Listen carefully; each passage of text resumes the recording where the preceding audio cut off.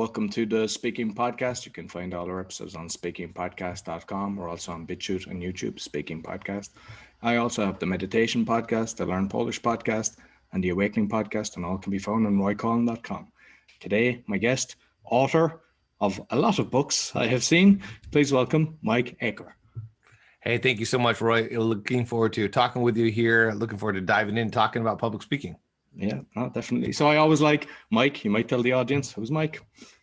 Yeah, who's Mike is author, public speaker, coach, and really for many years I did nonprofit work, and then I did corporate work, and again I saw this recurring theme in my life that I like to help people discover and realize their potential. And so that's my whole mantra right now, is helping people discover and realize their potential. So I even have a small little company that publishes books, once again, just helping people realize their potential. So again, that's who I am.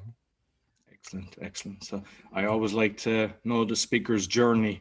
And I think yours might have begun in Mexico. So you might just tell us how you were as a child speaking in front of people and everything.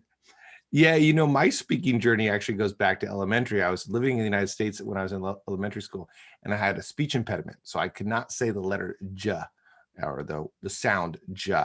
And I would get words like shoulder and soldier confused. I couldn't hear the difference. And I was very motivated. My mom tells me that I was very motivated to be understood. I hated that people couldn't understand me and would ask again and again, what did you say? What did you say? So I went through speech therapy. And then my mom started helping me with different presentations, even as a young age. So right when I got to a spot where I was finally comfortable and not insecure and anxious in front of people, we moved to Mexico. My dad comes home one day and says, I left my job, we're moving to Mexico, which no one should ever do. No one should just come home and quite literally in family dinner, just tell everybody. It was the first time for my mom to hear it too. They got up and went into the other room and had a conversation. And so my dad left being a lawyer. We moved down to Mexico, and now we were doing nonprofit work down there, serving amongst the poor. But my parents sent me to a private school. And really, when we went there, it was me with no ability to speak Spanish at all and being thrust in front of the entire class to talk. And I remember the first year, what happened was so bad. I told my dad, hey, maybe I should go to a Spanish speaking school. I was thinking a private one. But at first, before he threw me in a private one, he threw me into an inner city public Mexican school in a large metropolitan area. And I show up and the entire school gathers around me to just look at the awkwardness of a tall, fifth grade, long blonde hair, blue eyes, all arms and legs, all awkward, buck teeth like crazy. The whole entire school, no one spoke English and I didn't speak any Spanish. So just talk about setting me up for anxiety and fear. I used to get psychosomatic fevers, like hype myself up because I knew I was going to have to go to school. And that stayed on for a while. Eventually, I embraced Mexican culture and really loved it. Absolutely loved it. Still love it today. But for a while, it was really, really anxiety, fear inducing. That's a hard step. So there's a few things that I want to go through, but one of them is because I know you've got your own podcast, and I mean, I saw the professionalism with the camera work. I don't know, like there's coming from an angle and then it kind of zooms in and everything. Have you got somebody standing there, or have you your cameras set up? How do you actually go about that? Because that's something I need to do to up the level. Yeah. So first of all, like I invested quite sincerely into my backdrop, and so I actually created the wood frame behind. And anybody who's doing a lot of Zoom, I always tell people set your backdrop up because it cleans up the edges around your face and cleans up. I do a lot of communication coaching. And so I have this backdrop. I actually have two other backdrops because I do keynotes right from my office. And so I've done large presentations for 400 people in front of people right here in my office. It's not a huge room, but I did like a faux brick wall behind here. And then over here on the other side, I have two drop downs, a black and a blue one. And then behind me, I got this wood panel, and I got a bookshelf with my books on it, with my dad's book, and with a record player, and some other things. So that's the first thing I did, was set that up, and that looks good up or down. So the second part of that is my desk can go up or down. And then I have a total of 4 different cameras in my office. 3 are the same high definition 4K webcam. It's the Brio Logitech. It's about a $200 camera. It's what I'm looking at you on right now. And then I have one over here, one over here. Then I have a separate camera that I don't usually use. And then I have all of these on different. So this one that I'm looking at you on is just on top of my monitor, but I have another one kind of on a swivel arm. And then I have another one on this bar that's off to the side. So when I go up, I can put those at different angles and they all look at me. And so I set a record on all of them at the same time when I start my videos. And then when I get the videos done, I upload them into a raw file onto Google Drive that I share with my video editor. And then he goes in and takes the 3 different ones, makes sure that the audio is all synced up, and makes sure that they all work with each other, and goes back and forth. So I would love to take a lot more credit for it, but really Muhammad Halal is the one who does it for me. And he's just a great guy who has been helping me for a while. And so that's been a great thing. And then he takes the audio and puts it off there and puts it in my intro and outro. Okay, no, because it's very professional, the way that it looks natural. Sometimes people do it and it's kind of hopping and everything, but it's done very well. So yeah. Thank you. And then what I do for keynotes is I just take the same cameras, and this camera's looking here. The camera that's off up to my right looks over at my blue and black backdrop, and then my other camera looks at my brick wall. And so I literally can move around, and then I have a switcher, an ATEM switcher. And so I just push the button and I go back and forth. And I could use that. So if I wanted to do a YouTube live, I could use my ATEM switcher to just go back and forth between different camera angles, even while I'm doing one of these. Oh, excellent. So since you mentioned the keynotes, like obviously you've done keynotes before this craziness kicked in, but you might tell us the difference of how you had to adjust from being on with a stage, and then how you prepare yourself as well for the keynotes. Yeah, absolutely. So before all of the pandemic broke out, when I would do a keynote in front of people, obviously you're there in person and you want to be looking around. Some of the keynotes, though, were also streamed elsewhere. So I'm speaking to a large group, but there was a camera. And so I got used to looking at the camera even while I was doing just my normal public speaking. And I would be looking at the camera as if I'm talking to the audience there. And often what I would do in those environments, and sometimes the rooms were quite big, so my picture of looking at the camera was also streamed into the room. So streamed elsewhere, but it was also streamed into the room. So I'm doing a large relationship speech, and there's 3,000 seats in the room, and I'm looking towards the camera, almost always towards the camera, maybe some of the people around the camera as well, but always towards the camera. But what that did is the side screens made it look like I was looking at the audience all the time, as well as when it was streamed elsewhere. Now, I say that because then I switch over to this whole pandemic world, and already I'm used to looking at the camera when I'm talking to Roy or talking to somebody else. But now when I'm doing a keynote, what do? Well, I already know how to look at the camera. And the big, huge principle when it comes to virtual communication is look at the camera when you're talking to others, look at your screen when you're listening to others talk. And so there's a going back and forth. So I already had that principle down. And then it was just about optimizing my space. I really knew also that in virtual communication versus in-person communication, you need a lot more give and take. So in a virtual communication, you don't solicit audience participation very often. You might do occasionally something like, hey, do you remember the time when this happened? And everybody goes, yeah, that's right. So you might do some of those, but in-person communication, just the fact of being there solicits their attention. When you go to virtual, because now you're at a screen and people aren't used to just being there, and it's not rude to pull out your phone or look at the browser, not seemingly rude when you're on the screen. It means that you have to solicit their attention a lot more. So when I'm doing a keynote for a company or training or a workshop, I was teaching several hundred teachers a little while back. And in that, I kept on looking for ways to get them engaged. Like, okay, take out your pen right now and write down this. Okay, take a moment and ask yourself this question. I'll pause. In the chat room, what do you think about this? And so there's again and again, every 7 minutes, at least every 7 minutes, I'm doing something that requires their participation.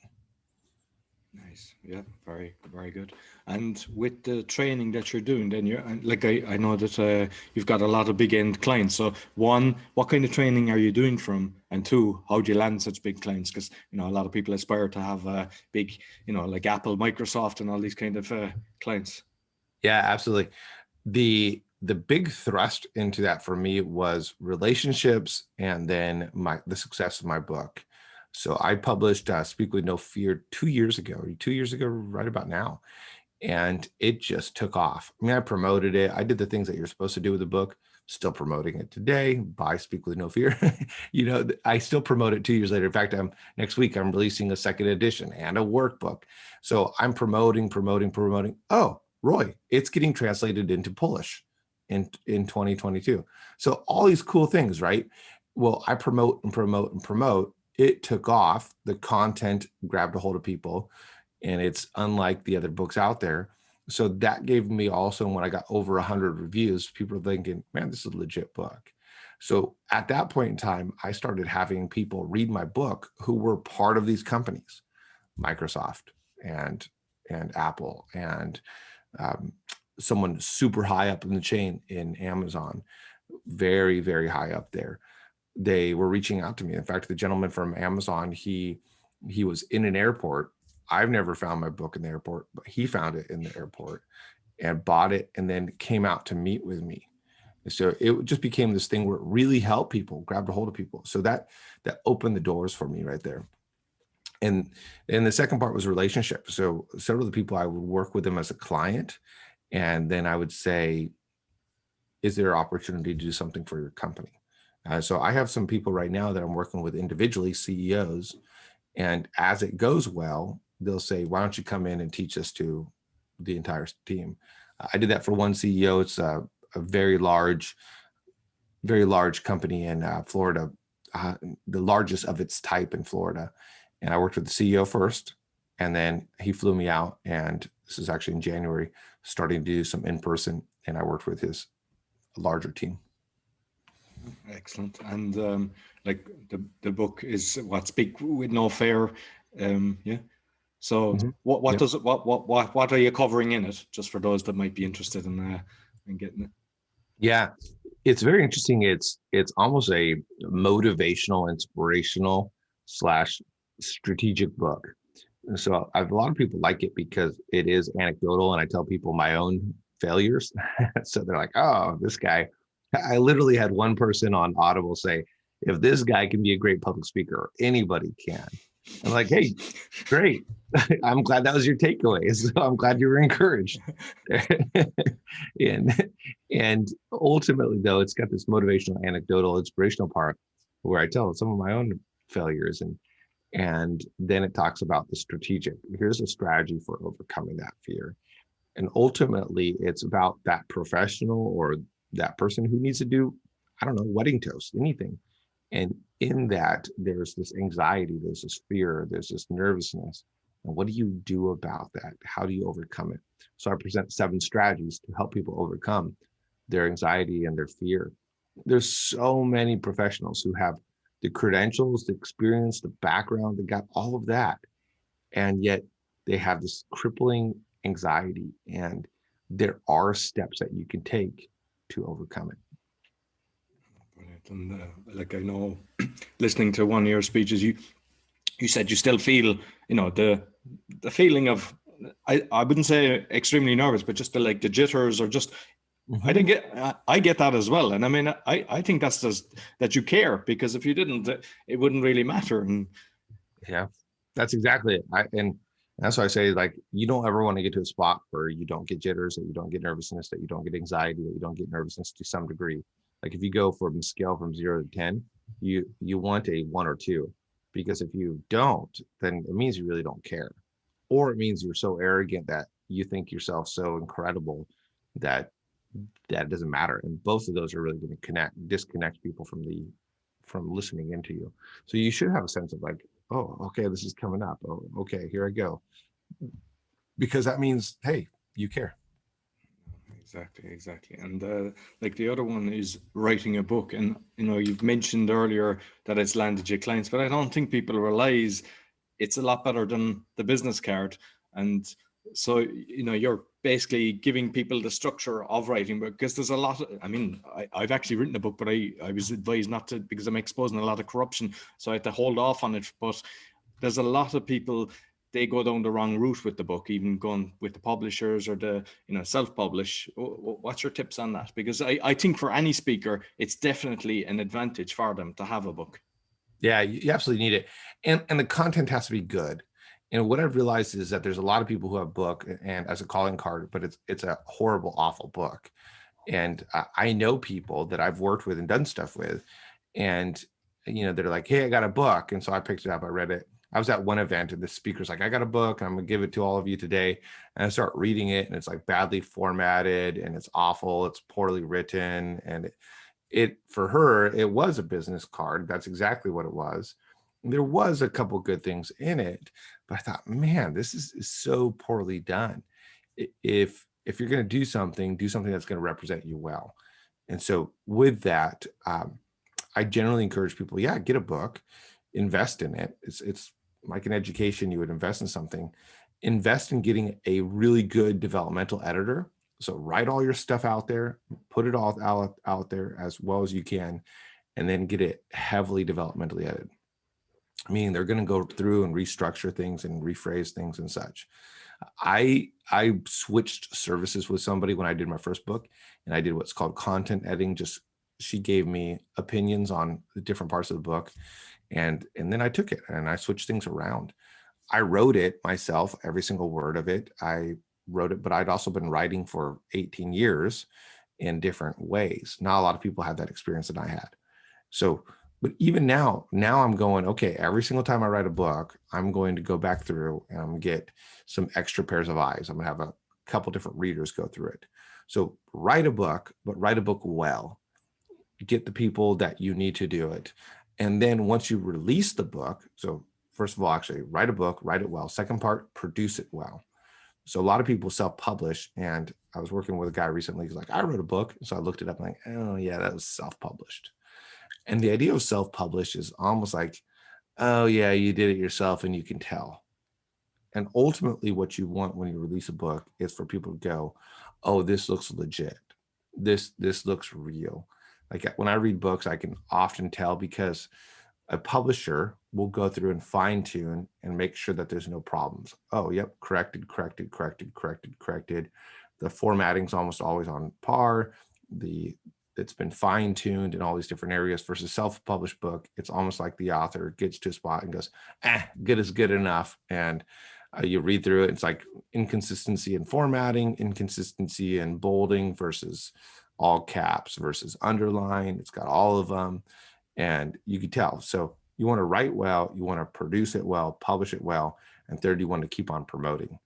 Now, what people don't often realize about traditional publishers is that unless you are a big name like Obama, Trump, put one of those politicians up there, or a celebrity like Matthew McConaughey, unless you're a big name, the publishers won't publish your book and promote it. It's up to you. So I had a large publisher, reach out to me and ask me to publish Speak With No Fear. It sold 10,000 copies within 1 year. And people said, can we publish it? I had two publishers, one really big. And I said, what does that do for me? And he said, honestly, not a lot. And other than now I could say a traditional publisher picked up my book. But ultimately it comes down to you having to promote it.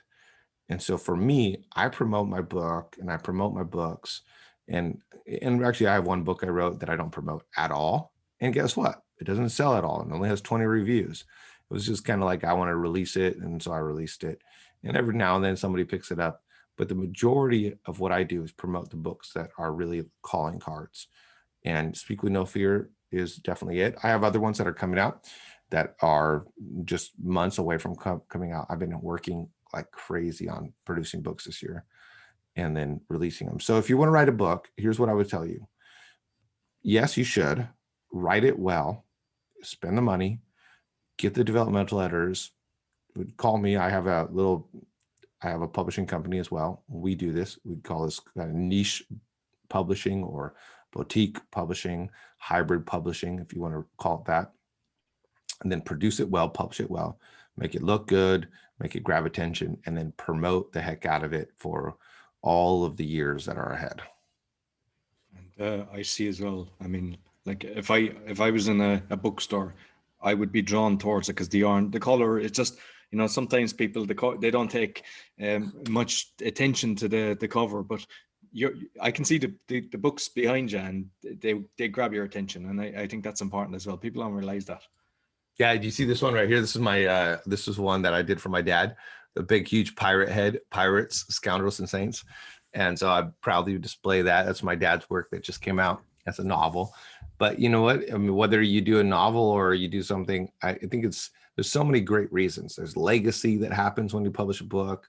You're leaving behind your words. So make sure they're good words. And you have the influence and the impact. You're influencing people or you're entertaining people. And of course, the business that comes from it. Yeah, brilliant. And when you're on stage, then, like, how do you remember your what way do you practice? Yeah. So a lot of people think they should memorize the idea of what they should. I really think you should know the flow of what you're doing.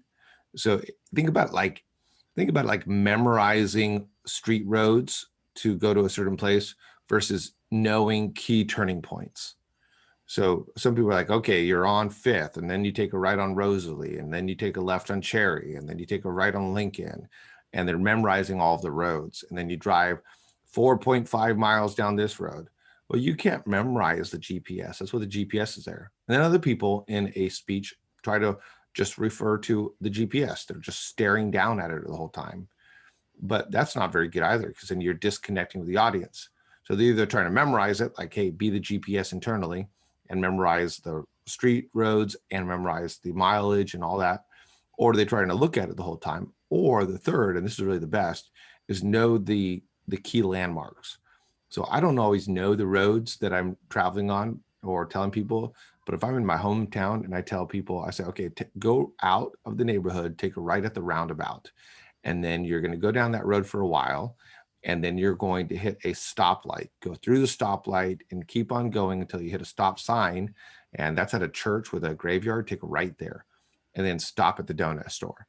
See, now it's like, okay, I get it. Those are the big parts right there. I didn't tell you any mileage. I didn't tell you any street name. I just told you about 4 or 5 things that you can remember. A speech should be much more like that than it should be like looking at a GPS or memorizing the GPS. So know your intro. I'm going to start out with a story about this, or I'm going to start out with an interesting statistic about this, or I'm going to start out with what this famous person once said. So start out with your intro and understand it. If you don't understand something, it's hard to communicate it. And so a lot of people don't fully understand what they're saying. As a result, they have a hard time saying it off the cuff. So they have to memorize it. But if you understand it, you can communicate it. I can say things about, I don't know, math or some communication, but I couldn't speak to you without heavily looking at my notes about internal medicine. I mean, I know the basics of it, but I couldn't speak to you about it because I don't understand it, but someone else could. So understand your point, understand what you're doing. So understand your intro. And then from there, pick 1, 2, 3, 4, 5 points and know them. The cool thing about communication is if you were to do the exact same interview with me tomorrow, I would say something different because I know the topic and I can pull from that bucket different aspects of it. I don't have to repeat it every time.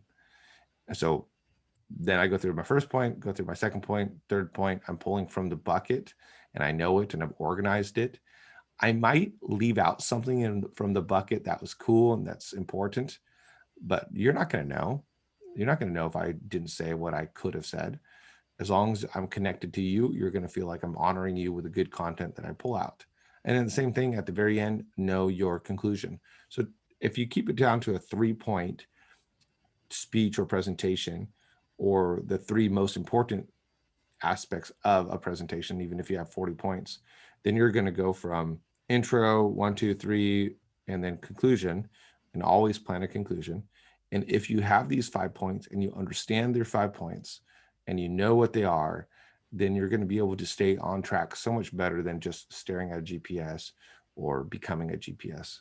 I do have a book about that as well, and it's called Write to Speak, and it tells people how to organize a speech and how to make it flow.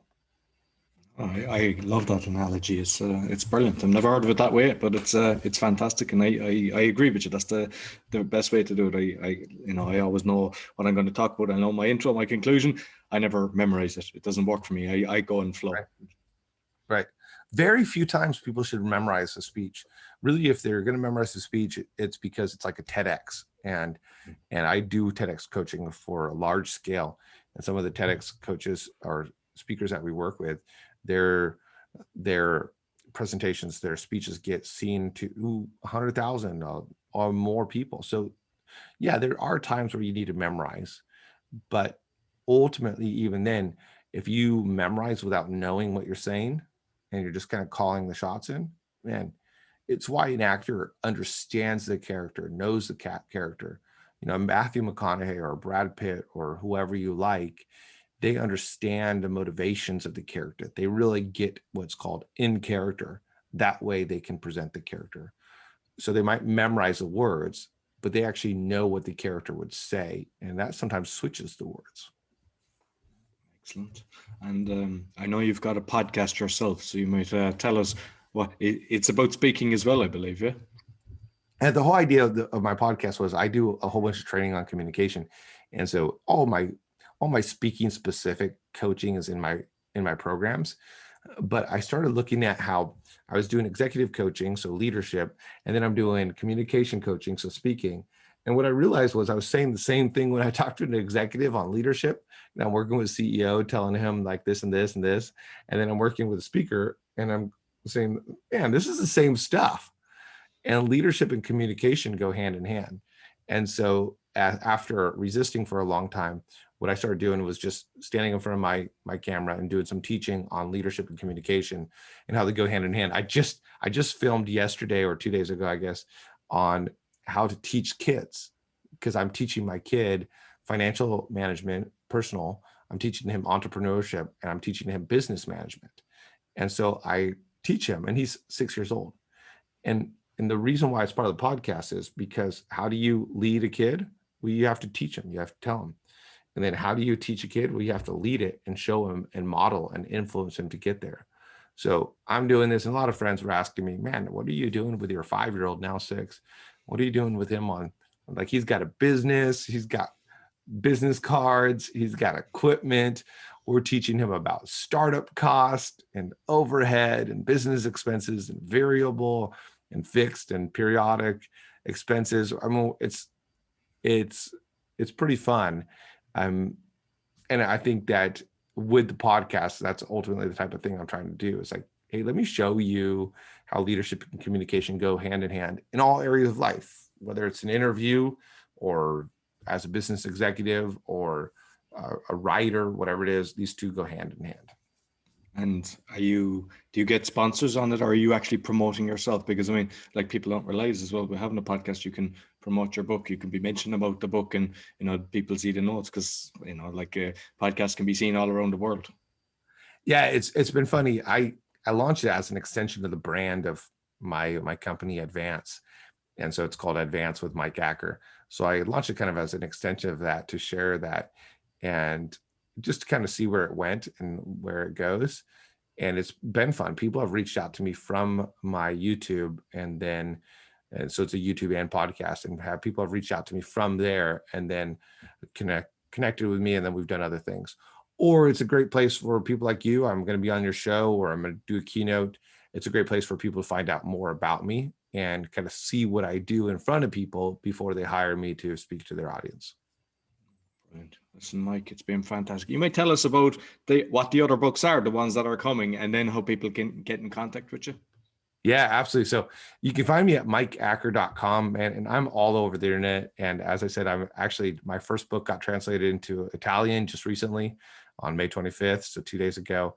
My book's also getting translated to Thai right now. It's going out into Polish in 2022, that's pretty cool, and a couple other languages. So it's all over Amazon or really any bookstore you can find it. So that's Speak with No Fear. The second one I wrote was Right to Speak.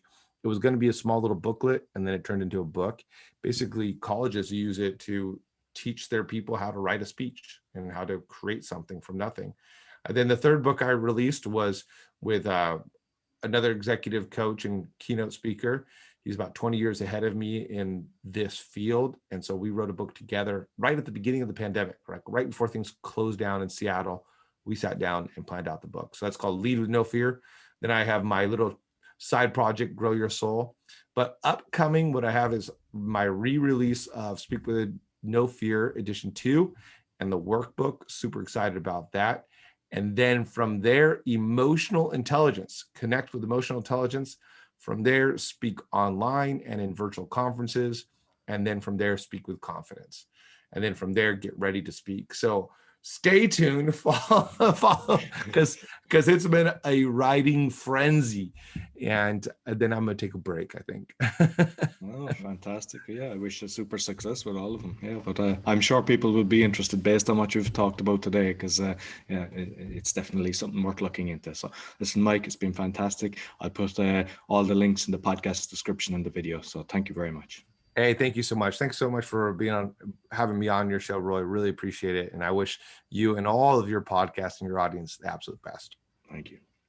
So that's all for the Speaking Podcast. You'll find all our episodes on speakingpodcast.com. We're on BitChute, we're on YouTube. Give us a thumbs up, share with your friends, give us a 5-star rating. It all helps. Until next week, take care.